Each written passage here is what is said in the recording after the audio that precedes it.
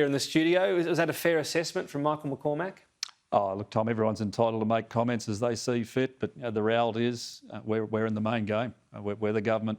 We've got to be out there delivering for the people that we represent. That's why we come here, and that's what my focus is on. Right, but what do you make of Barnaby Joyce's form?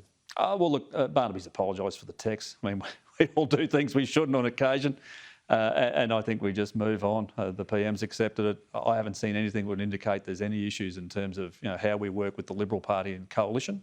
It remains a very strong alliance and coalition of the two parties between the Liberals and the Nationals, and we're out there looking to deliver for the people we represent. And right now, mate, I mean, at a time where we've got such instability around the world, where we're dealing with a 1 in 100 year event, the main game is focusing on the people and what they need. Is it fair to say you sent disparaging texts about the PM before to colleagues? That's a good question, but the answer is no. No, never. Well, not that I can recall. I mean, we've had not that I can recall. Well, yeah, political phrase. Yeah, but mate, I mean, we've all had our moments, right? This is a building where you fight for things you believe in.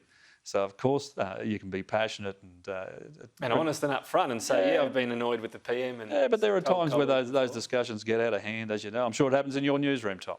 And the reality is the Nationals are sent here by regional Australia to do a particular job, and that is the job that we do. Otherwise, they don't support us any further. We are one big happy family here at Sky News, of course. Of course you are. But what about Barnaby Joyce offering his resignation to the PM? Does it strike you as odd? He's the Nats leader. It's a party room gift, is it not? Yeah, well, that's exactly right. I mean, the leadership, as John Howard and others have said, is the gift of the party room.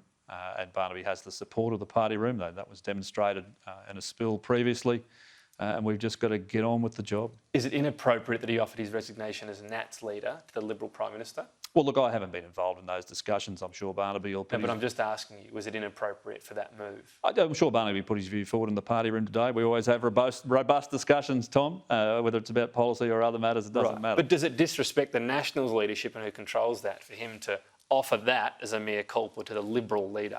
Well, I mean, let's be very clear. The Prime Minister determines what portfolios you hold. We all serve under the Prime Minister's leadership and the determination that he makes around portfolios.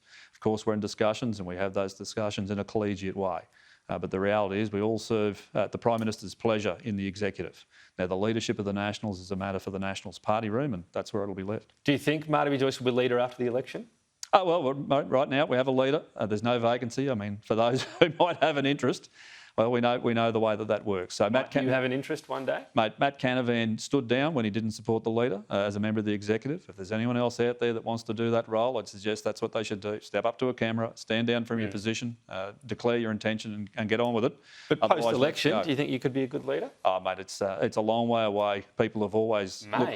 That far? Yeah, but the reality is everyone looks for more responsibility. I'm very happy in the job that I'm doing. I've got a portfolio that's responsible for over $400 billion worth of the economy, and that is jobs for everyone that's out there looking for them, and right now it's what matters.